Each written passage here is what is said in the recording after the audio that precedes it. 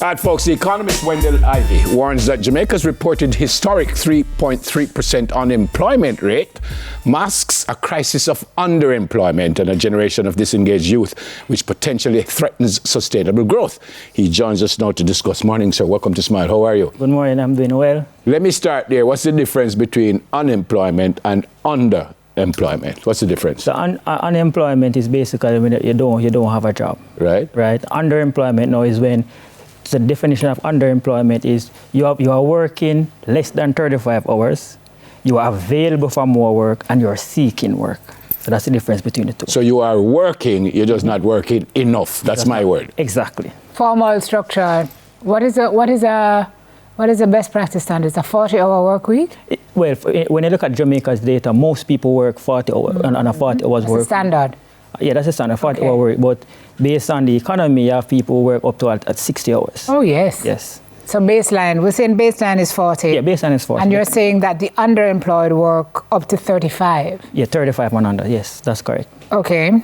So are you suggesting that it's a misrepresentation, the picture that's being given, or what? No, the picture that is being given is because the economy has transitioned since 2013, 2014. We were at double figures unemployment rate. So now we are down to historic lows, 3.5, 3.3, thereabout, right?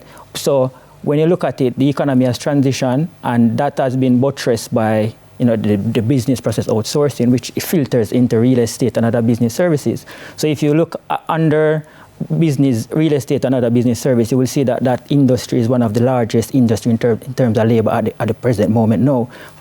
But above that, you would find that wholesale and retail would have the highest, and then you have agriculture. But agriculture has a lot of informal labor. Wholesale and retail by itself now, it doesn't foster that innovation. It's just a buying and selling of that. So when you think about entrepreneurship, an entrepreneur creates a value-added good. So they do their research and they come up with something new. And the market needs. Exactly. But if you look at how our economy is structured, based on what you can see with your eye, you will realize that, hey, most of our thing, buying and selling, you want something, you buy it online from somebody or whatever the case may be. It is not a real, not a real, but it is not something. I was just going to say, because there are over 400,000 entrepreneurs living off some of them buying and selling alone. Exactly. So if we were creating new products, innovation, creating new products, then we would be at an higher value-added level now. So think about it. We have unemployment rate has shifted from 14% to 3%, basically, right? But the GDP is still where it was at the same time. So math is not mathing. Yeah, but Sir Wendell, so someone would say, and as we said, historic low, 3.3% raise. So someone say, you just look something to argue about, because, I mean, this is what we want. We want the lowest unemployment figure in history, and we're getting there. So what is your problem? No, there is no problem. I don't have a problem. My thing is this. I look at productivity. I've done a lot of research on productivity because my thing started at minimum wage. I wanted to see how I could help minimum wage workers because I had some family who they had like close store in downtown. I have a lot of females who worked in that store and they earn minimum wage. So I was curious as a economy student, if you increase the minimum wage rate, how would you help these people? How would that affect the economy?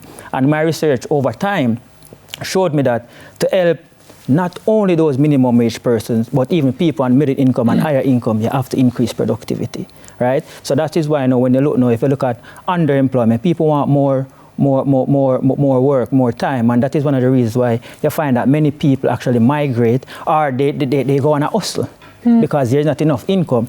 Many of those persons who are working, their jobs are being supplemented by remittances, right? So if you look at the underemployed now, when you go to the hustle, if they look to go on a hustle, what happens now is that they tend to go into informal economy. They want something that is not registered. So when you look at the amount of persons, if you juxtapose how many persons are working now, 1.4 million, and you look at how many persons when you look at the PAYE, it's 600,000 persons on the PAYE, and that's far more the register that's captured in tax. But why? Tell me why that is. Because the government has now made it. They put several measures in place for you to register your business, for you to even benefit. benefits you can get for registering your business. There are incentives that you can get at the end of the year. So why aren't more people going into the formal? Because Jamaica has been, hustle culture is our thing for a long time. Yeah, definitely. And I would posit to you that underemployment is something that's been standardized in this country over decades.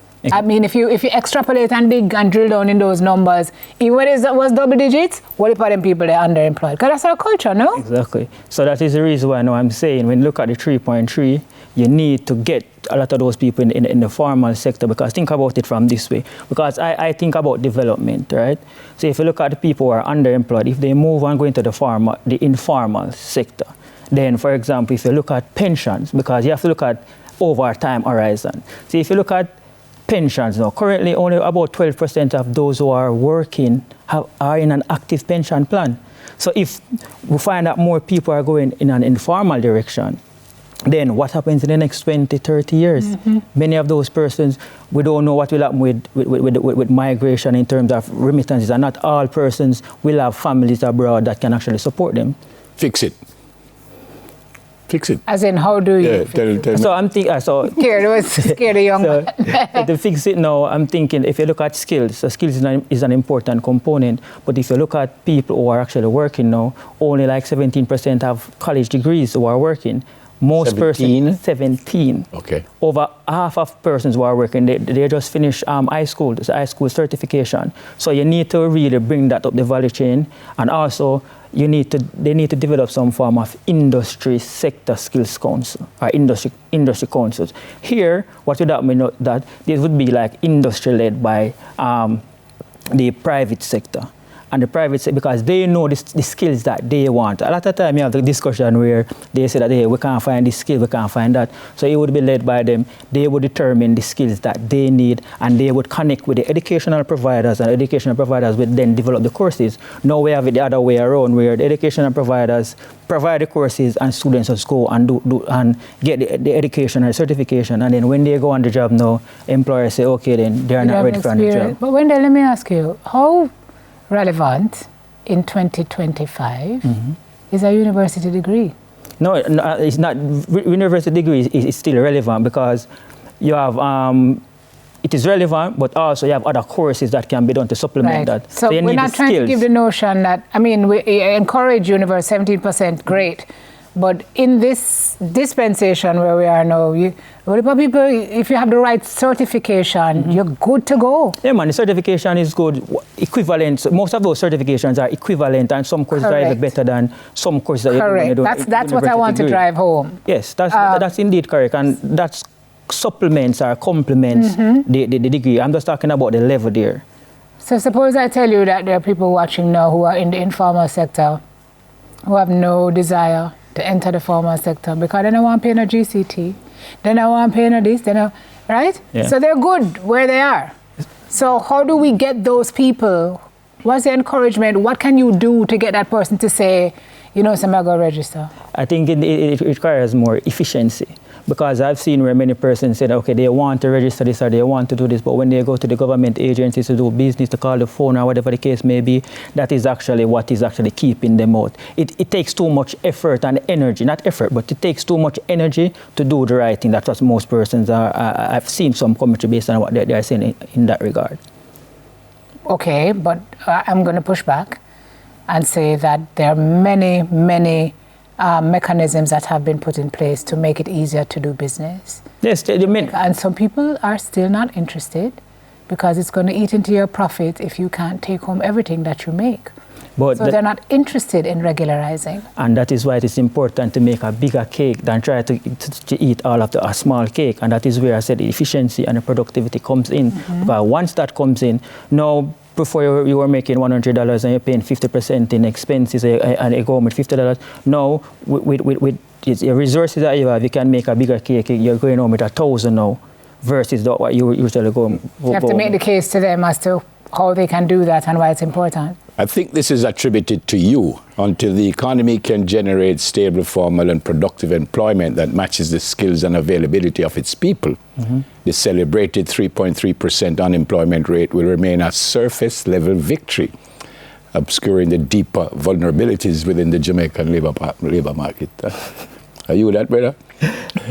So I'm saying that, so as I said, my thing, I'm looking at productivity and overall development because I really want to see a country where we transition from this high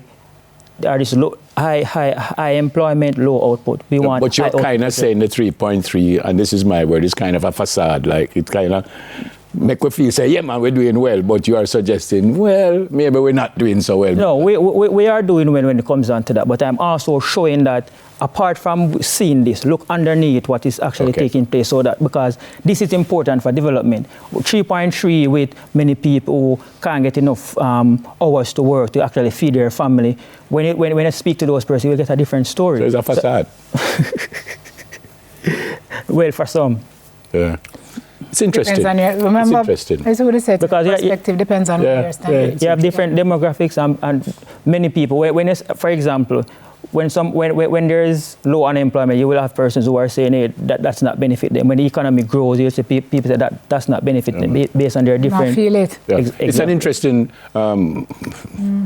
opinion that you have. Yes, it's really important to look at all the statistics to combine together because looking at one of the headline figures alone won't tell the complete story of the labor market. And I agree with you. And what is actually happening to Jamaica, to Jamaican people. And you did your research. Yes, I've been doing research. This is my area of research where I look at productivity because that is what we need. If you look at productivity has been declining, or productivity now is kind of comparable with the 1980s. If we come back and talk about that, that is another issue we need to talk about. It's an interesting opinion. Thanks for coming. Good to see you. Economist, Mr. Wendell Ivey.